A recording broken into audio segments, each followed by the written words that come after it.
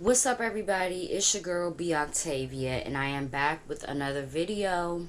In today's video, it will be a Cameron Terrell part 2.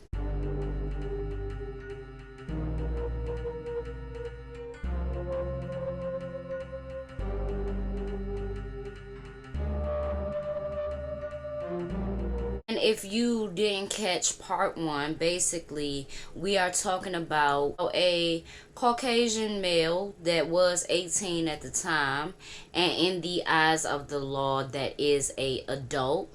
But this Caucasian male was leading a double life because he had great parents with money. He went to a great school, but he wanted to be a gangbanger, okay? That probably was his aspiration in life, you know what I mean, to be in these urban communities where he's never been before, hang around black people and catch a vibe.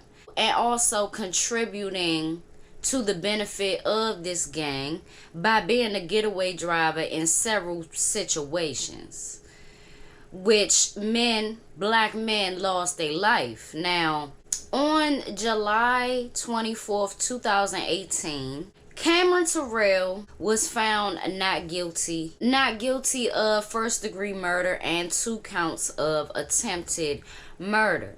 He was acquitted despite there being evidence of him driving the getaway car that the 2 black juveniles got out of to commit this crime. During the trial, Cameron Terrell said that he had no idea that his friends were armed, or that they was about to go do a murder, or that they planned to shoot Holmes. He assumed that they was going spray painting, right? That's what he said. And what that really said to me was, you just snitched on yourself and your friends. So you mean to tell me within that statement you gonna say that it was them? You gonna say that you didn't know what they planned, but that's what happened? His defense attorney told reporters and the judge that his client should not be charged with anything because his client was not armed, he did not shoot anybody, and he didn't know what was going on. Now, my question is, did he know what was going on when he was in the music videos, throwing up the set? Did he know or not?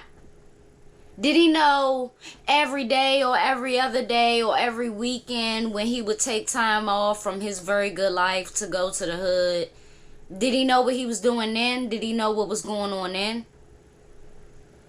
And he also stated that he and the 2 other males, they not in no gang, which don't make sense. There's evidence, right? As we said, and a lot of it is on social media, like YouTube and things to that nature. Cameron Terrell's defense attorney stated that at best his client is a witness because he didn't know what was going on, okay? He also said that Cameron Terrell's background, his very great family, and his school made for a great position that Cameron should be treated as a witness and not a gangbanger. His bond was $5 million, okay? And that bond was posted in cash, $500,000 in cash, okay? So, what the fuck?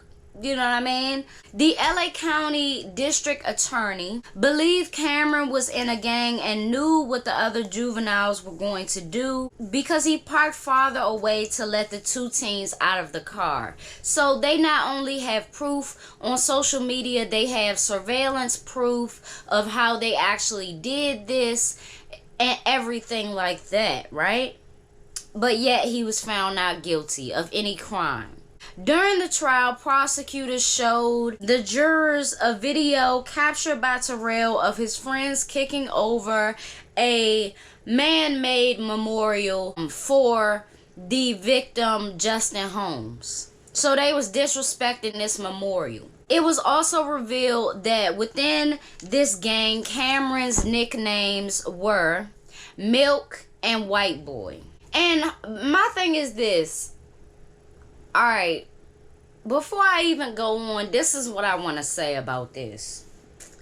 What I want to say is, what it seems like they was doing with Milk, Cameron Terrell, it seemed to me like he was a flunky, okay? And that's what they used him for. A do boy, as they say.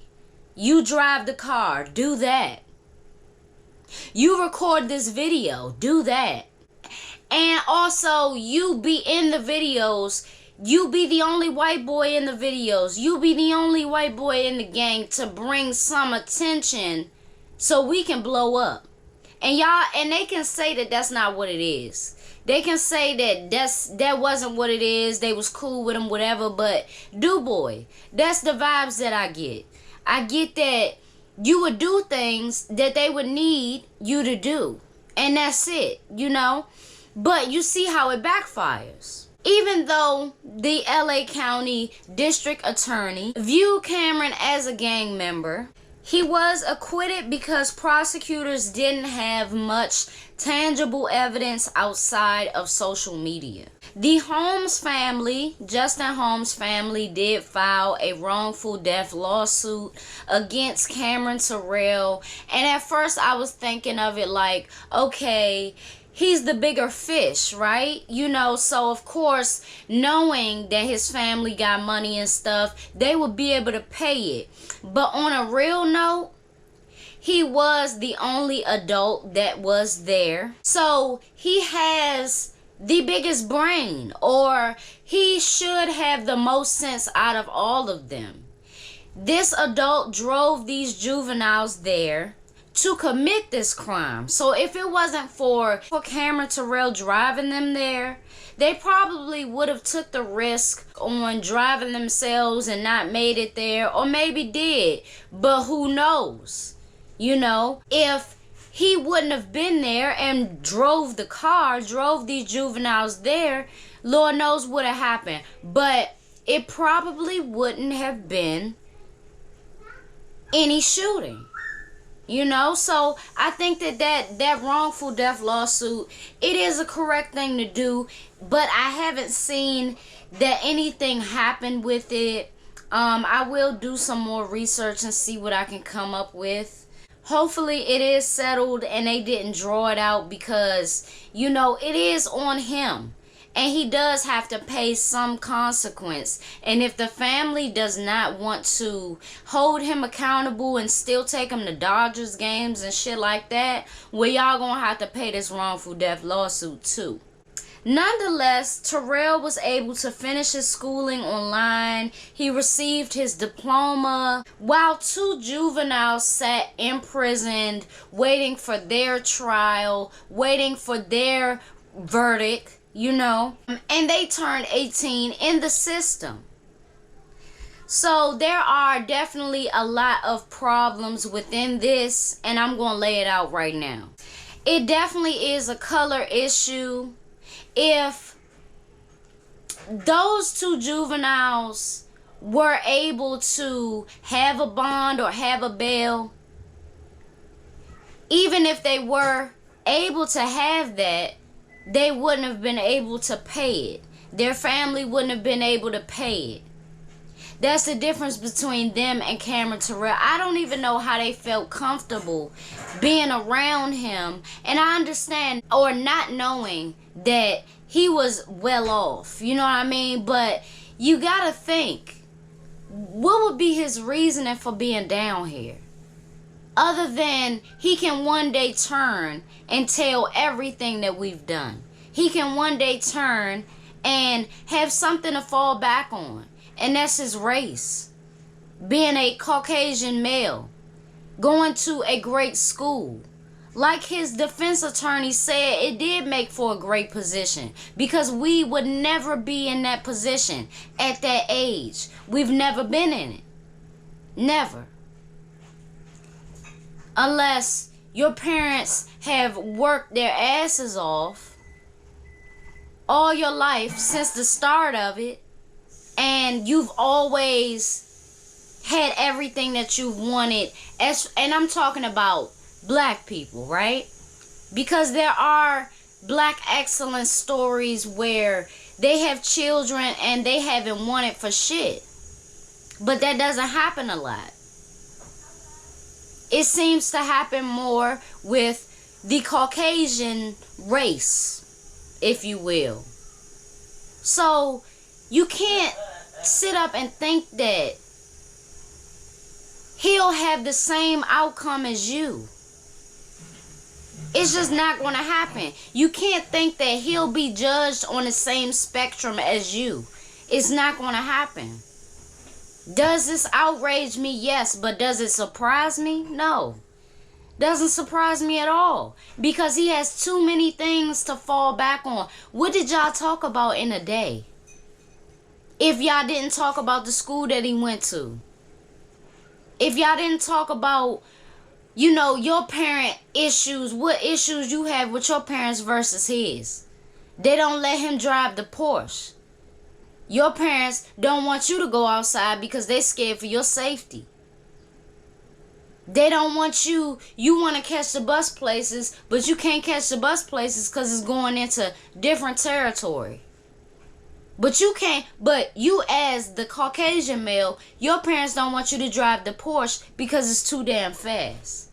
But you can drive the BMW or the Rolls Royce to school. These two worlds do not collide in the right way. And I'm not saying that I'm not saying that black people, period, can't be cool with white people and vice versa. But to do crimes with them, like I said in part 1, what's the point of that? To have them be super close to you in a very inappropriate way, as far as them seeing everything that you're doing and knowing you on a note that can get you locked up for a long time. I don't think you should do that. And bottom line, if we not even talking about race, right? People in general, you got to stay away from. If you really want to commit a crime, and I'm not, glorifying nothing, but it makes no sense if you want to commit a crime, you want to shoot out a window, but you can't drive. Make that make sense. You got to take necessary steps. Why don't you figure out how to drive first, so that you can maybe go do these things by yourself? And in a court of law, they would have to prosecute you by yourself. There would be nobody else that can attest and testify to what you've done and what you didn't do. Or maybe what you didn't do in your favor, as far as an alibi or whatever. But this shit is just getting crazy to the point where people are not expecting what they should expect. You should expect anybody to turn on you when they have so many things to fall back on. And it was your fault not to know things about this person and about people in general, if they have things to fall back on. And if the government can use things against them, they can't hold up. They can't hold weight in the water. They can't hold weight. When it comes to being a criminal in modern times, you really have to have sense, and you got to think of things in a very particular way to keep you safe. Protect yourself. Because when it comes to situations like this, it is a shame that we get judged in a way, and all of our bails can be the same, but you see who can get out and who can't to enjoy time with their family before the trial. These two juveniles, mothers, fathers, family members got to come visit them for their birthdays. Got to come visit them for the holidays, if they even want to or have the money to do so. So you see the immediate difference. It's a shame. Cameron Terrell has, even though he has been acquitted, he has still been in legal trouble since and has since went back to prison, and I think that that is only karma knocking at his motherfucking door for the things that he did, including driving juveniles and being the only adult, the only supposed responsible person, and you didn't get no punishment for that. You only spent a few days in jail, and that is it. I think that it's karma in the right way. You know, karma comes when it needs to. And the feds don't play. When they have suspicion of you being a gang member, that shit is gonna follow you too. So, it's only karma and God working in Justin Holmes' favor, in his family's favor, etc. As we move on to the next story, I want to say rest in peace to Justin Holmes. And unfortunately, I haven't been able to find anything as far as what these juveniles got or what happened in their trials, but I'll still try to find that because I do want to know, you know, and it shows the difference in just a few years difference age, you know, the difference in race, the difference in class as far as like middle class and upper class and the lower level decks and shit like that. So yeah, I will try to find that, and I will definitely have more videos on this because this is a very good topic out of this scenario. So it's your girl B Octavia, and I will see y'all in my next video. Make sure y'all like this, subscribe, and share this on Facebook, Twitter, Instagram, all those things. And I'll see you in my next one.